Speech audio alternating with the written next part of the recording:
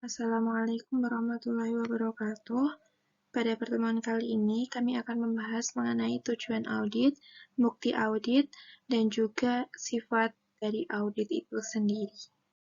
Sebelumnya, perkenalkan terlebih dahulu kami dari kelompok 6 yang beranggotakan Ufriza Silva Mas Said NPM 2010101040004. Kemudian ada Rohmatun dengan NPM 20101040029 dan juga ada Naufal Lutfi Ramadan dengan NPM 20101040093. Dalam pembahasan tujuan audit, bukti audit, dan juga sifat audit ini, kami akan membahas mengenai 4 topik.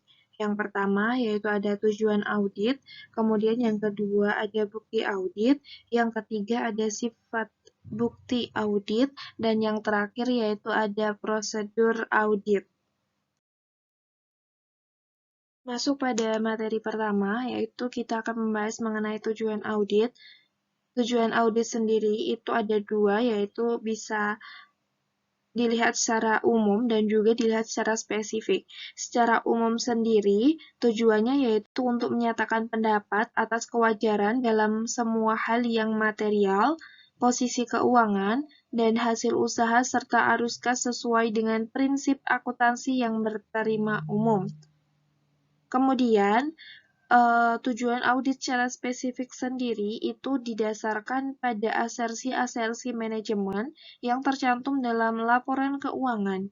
Asersi-asersi tersebut meliputi keberadaan atau keterjadian, kelengkapan, hak dan juga kewajiban, penilaian atau pengalokasian, penyajian dan pengungkapan, dan yang terakhir yaitu ketetapan administrasi.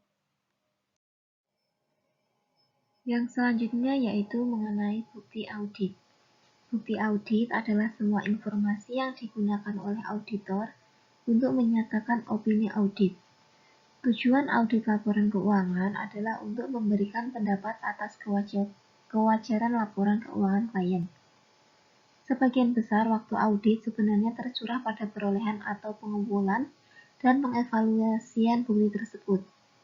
Auditor harus menghimpun evidential matter dan tidak sekedar eviden atau bukti konkret sebagai dasar untuk menyatakan pendapat atas laporan keuangan klien.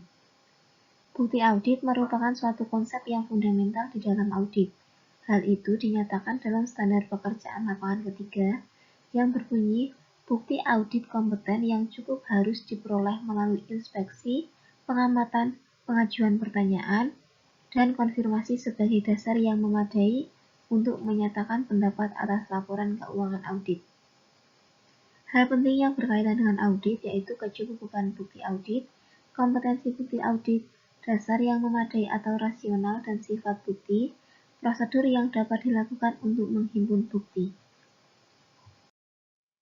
Yang selanjutnya yaitu sifat bukti audit.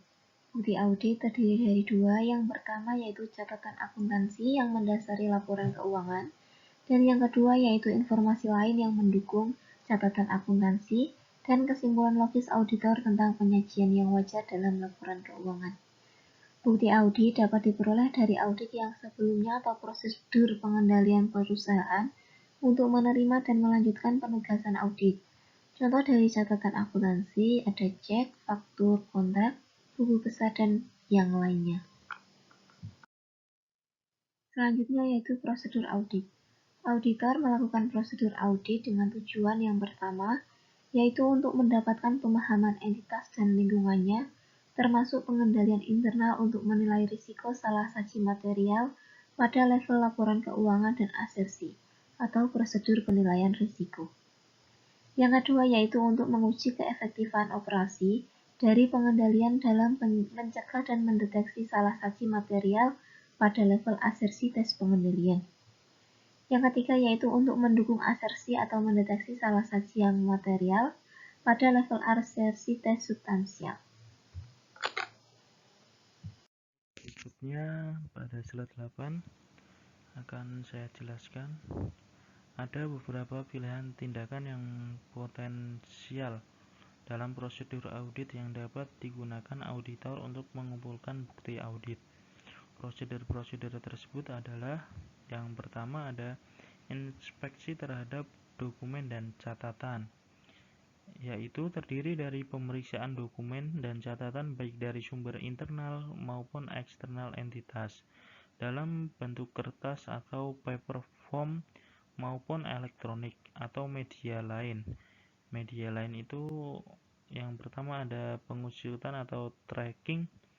Auditor memilih dokumen sumber suatu transaksi yang diperiksa. Yang kedua ada menentukan bahwa informasi dari dokumen tersebut telah dengan benar dalam catatan akuntansi atau di jurnal dan buku besar.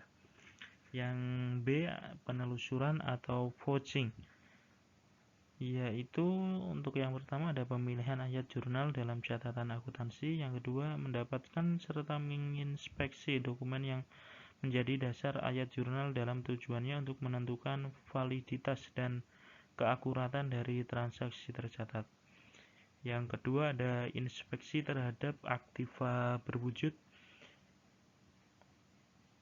yaitu meliputi pemeriksaan fisik aset atau memberikan pengetahuan bagi auditor untuk mendapatkan bukti atas asersi keberadaan dan kondisi fisik.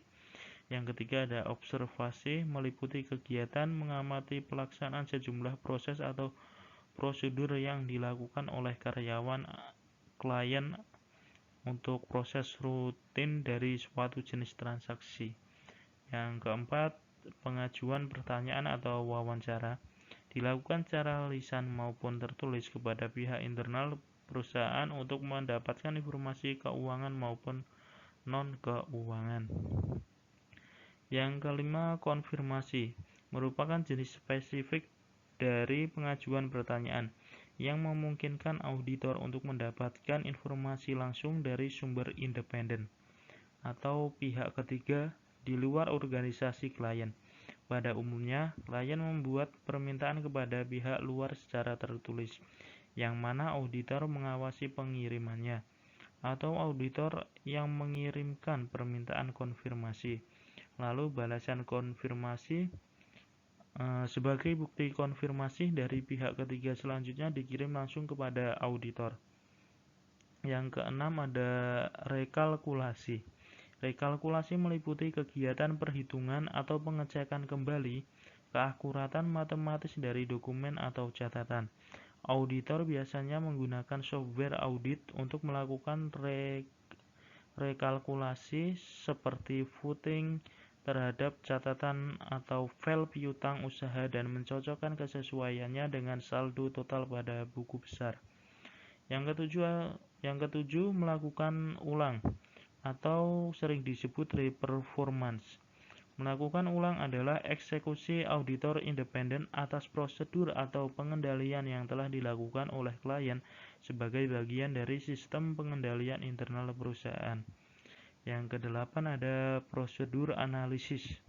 Terdiri dari kegiatan mempelajari dan membandingkan data-data keuangan maupun non-keuangan yang saling berhubungan atau melakukan perbandingan laporan keuangan. Prosedur ini mencakup perhitungan dan penggunaan rasio-rasio sederhana, analisa vertikal atau laporan perbandingan antara jumlah aktual dengan data historis atau anggaran, dan penggunaan model-model matematika dan statistika seperti analisis regresi. Prosedur analitis menghasilkan bukti analitis. Yang kesembilan ada teknik audit berbasis komputer atau computer assist audit teknik atau juga disebut CAATS.